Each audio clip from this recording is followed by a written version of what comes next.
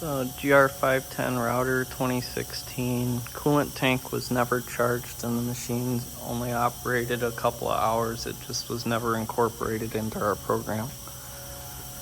It's in really good condition. It only has a couple of hours on it. The spindle is clean with no nicks.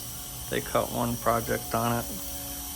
This large aluminum plate and the touch probe will be negotiated separately, but the machine does have the receiver for a probe and touch probe. Serial number information here, and we'll run it across cycles.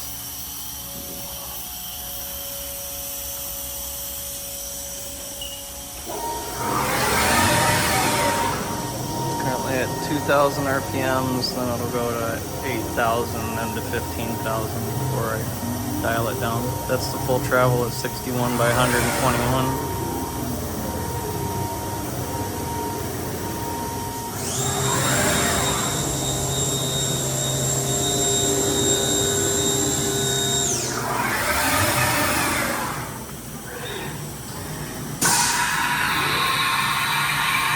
We have a handful of long tool holders negotiated separately as well.